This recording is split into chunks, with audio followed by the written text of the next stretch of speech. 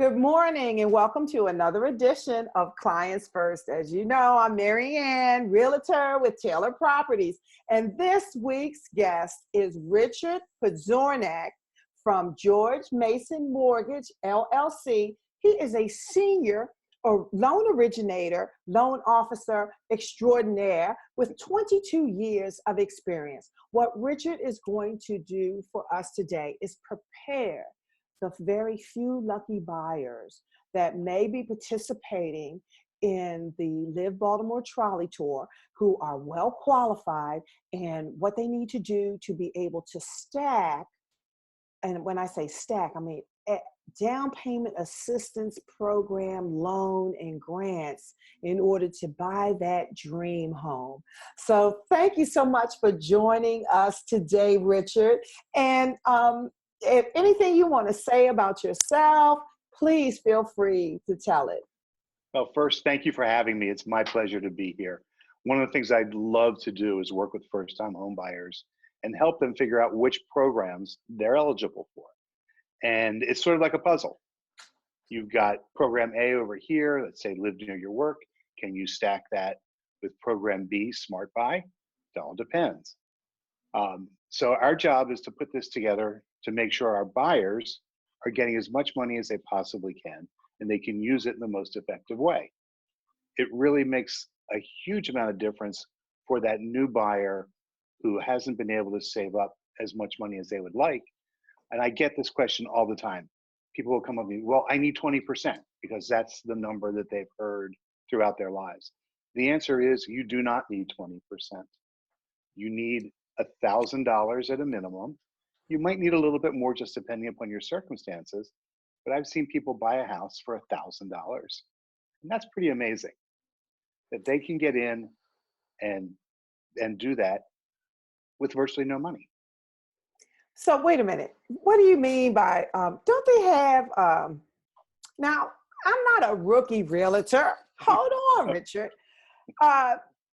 I've worked with a couple of loan originators, and they always say the buyer has to have skin in the game. They have to have prepaids plus.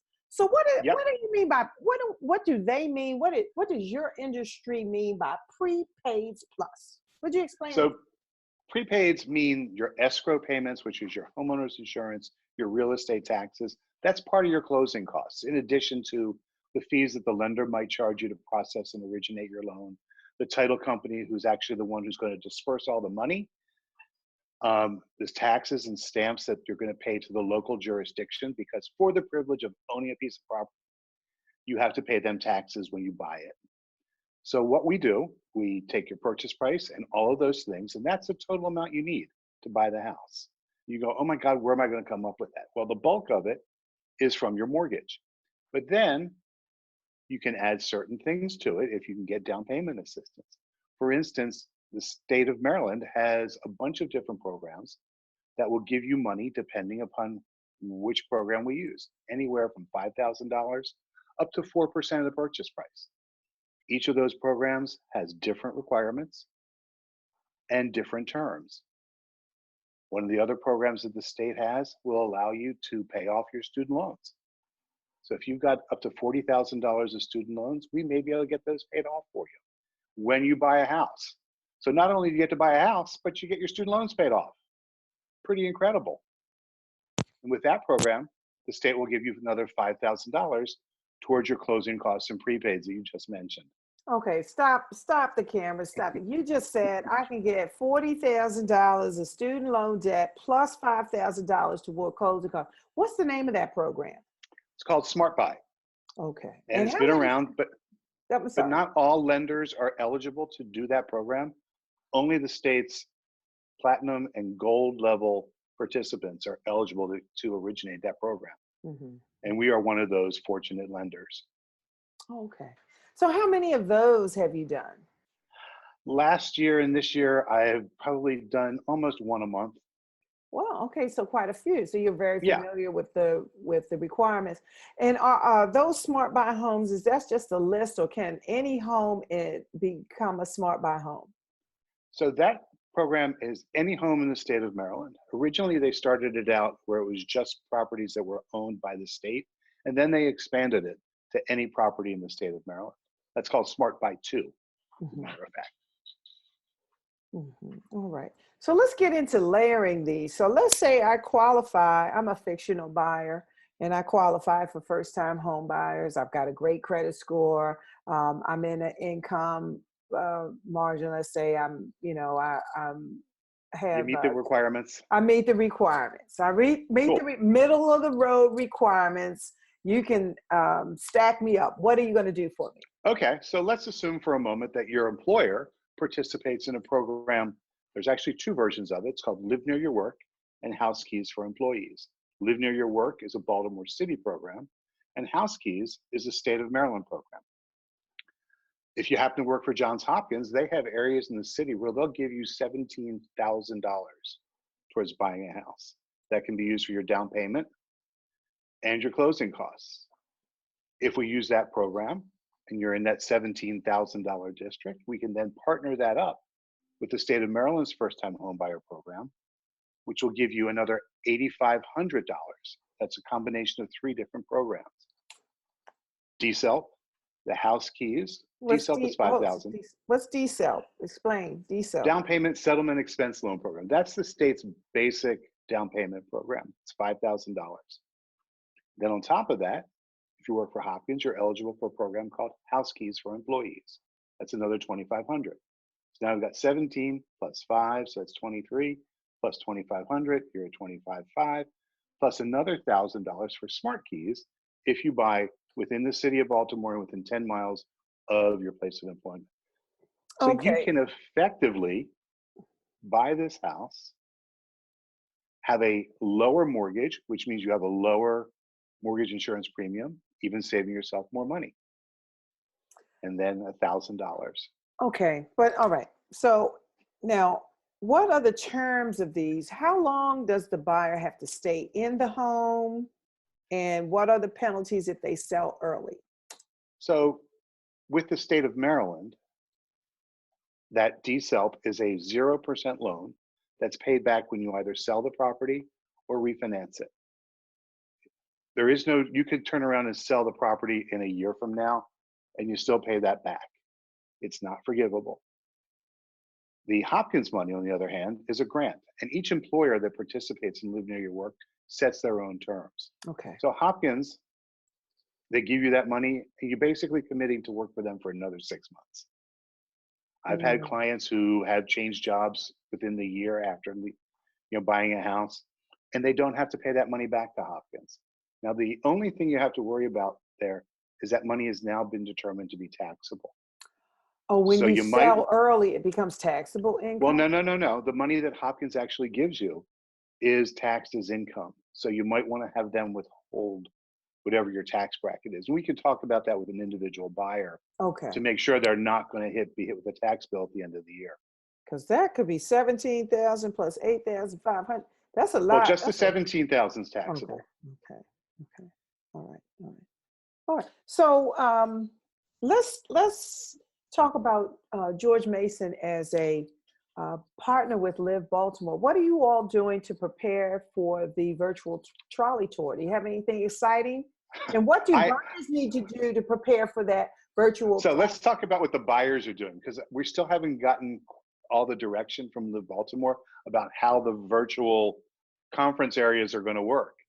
It used to be we would set up our booth and we'd have people come by every hour and we'd talk to them and we'd meet them and tell them about us. So we're not quite sure how that's going to work virtually. But if you're going to participate, this is a great opportunity because there are 30 slots for $5,000 from Live Baltimore in the city of Baltimore. Mm-hmm. You register for this program, you go online and you take a homebuyer counseling class and then a one-on-one virtual session before you go and put a contract in on the property. Okay, that was important, guys. Did you hear that? He said you have to do it in advance. Before. So the trolley tour is coming up at the end of the month. You need to get that, and it's very easy because the classes are online. So get online and get it done. Yeah, they made that much easier, and they also extended the limitation for how long the class lasts. So it used to be good for 1 year. Now it's good for 18 months. Oh, wow. That's all because of this strange world we're living in with the pandemic. But you can stack that with live near your work. You can stack that with vacants to value. Mm. If your income is even lower than what the state allows, there's a program in Baltimore City called the Community Development Block Grant. That's a $5,000 outright grant that the city will give you if you are of moderate income. Then there's also private groups that are community-based, things like NHS Baltimore, which they administer Project Reinvest and Neighborhood Lift. And those are fund specific, they have income requirements and their own specific training programs. But those can also be layered with other programs, which is really nice. So wait a minute, hold up. I didn't know. NHS and Neighborhood Lift still have money left? They do have some money left. I'm excited for You have buyers. to, There's a lot yes, of you have to money. They be, give out a lot of money. Is it still like $10,000? yes, it's $10,000 right now. So And that there's money requires, left? What do there they is need to money do left. with that? So in there, it's kind of reverse. You have to have your home buyer counseling in advance, but they also have a special training program once you are under contract. So you cannot apply for that until you already have a contract. So what I do with my clients when I'm advising them about what programs are available, I look at that and I say, don't depend on that because we don't know whether the funds are still going to be available. But if they are, it's gravy. It's like getting that ice cream sundae at the end of your birthday. And they bring that to your table and everybody sings happy birthday. So let me ask you a question, Richard. If I needed to send some clients to apply for a loan, is it still the best thing is to just go ahead and find out how much house they can buy before they go start looking at houses? What do you recommend? I recommend that every buyer talk to their lender, get pre-approved, not just to determine how much money I can get you approved for, but to determine how much money you're comfortable with each month with your mortgage payment. Because I call that the sleep factor. Mm-hmm. I might be able to get you approved for a $500,000 house. But if you're only comfortable with a payment on a $200,000 house, then we want to make sure we know that in advance. So knowing where your comfort level is with a monthly payment is just as important as knowing how much money I can get you ultimately approved for. Okay. And then figuring out where you're going to get the money to buy the house from before you ever go look at something. Because the last thing I want is for somebody to walk into a house, fall in love with that house, and then come to me and say, Richard, I love this house. I want to put an offer in. And I say to them, yeah, here's your payment.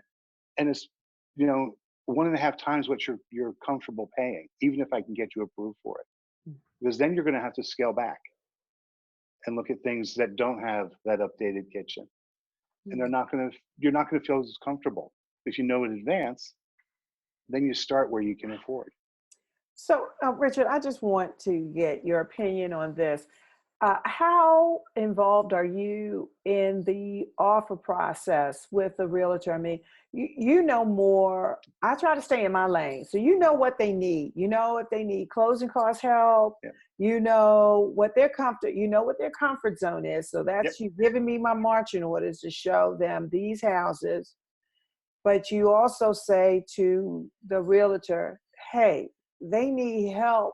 So you have to find a So house that can either, let's assume that what the process is, the realtor's process is, if you need 3% or 4%, I have to find a house that has that much equity, additional equity in it, and see if the seller could actually sign that contract, giving that yep. buyer back that 4 or 3%. So explain how you interact and how you work with the realtor, because a lot of buyers don't understand that it's really a team that gets them the house. It is, and that's the perfect word.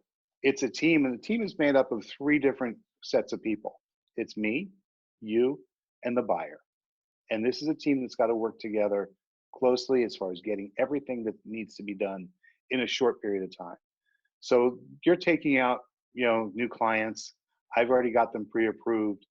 We know where their comfort level is. I'm going to tell you in advance that they need seller contribution, meaning how much money the sellers are going to assist them with to cover their closing costs. We put in an offer. The letter that I submit to you is going to be based on the offer that's submitted. I'm not going to give you a general pre-qual like some online lenders do. And the reason for that is, let's say you've got a house that's listed for $280,000. The buyers want to put in an offer at $265,000.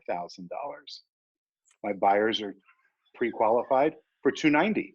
Well, we If I don't want give them to know about the 290. exactly, so we're going to tailor that letter to that offer at 265. Hopefully they'll get the house. If not, then you go back and forth and you negotiate. But I don't want my buyers going in with the notion that the seller already knows how much you can afford is the maximum, because then we shortchange the buyer. So Exactly. it's more work for you and me, but it's worth it for them. And they're the ultimate person we're trying to help. So Richard, just to sum it up, what are the first things the buyers have to do, and how can they get in touch with you? And all of your links and everything are going to be filtered throughout this. But just give Perfect. them how they can get in touch with you, how easy, what your office hours are, and most important for me as a realtor, can I get a pre-approval letter on a Sunday? Yes, you can get it on a Sunday. In fact, yesterday I did 2 pre-approval letters for some clients. They put in an offer. They had a counter offer. We did another letter. There's actually a 3rd counter offer on the table. So we've been working that up. We're really close. So hopefully it'll happen today. The Excellent. easiest way to get in touch with me is to call me. I work when I'm awake. All You know? right. So his So number links are going to be inside this video, beneath this video, and share this podcast and subscribe. And I want to thank Richard from George Mason for coming over and explaining to us that we can stack down payment assistance programs. Some of it's taxable, but we can reach out to the expert and he will guide us through the entire process. So thanks again, Richard. It's been wonderful. my pleasure. Thanks for coming to Clients First. This is Marianne Foreman with Taylor Properties. Subscribe, like, and share. Thanks again, everybody. Bye-bye. Thank you, Marianne. Have a great day.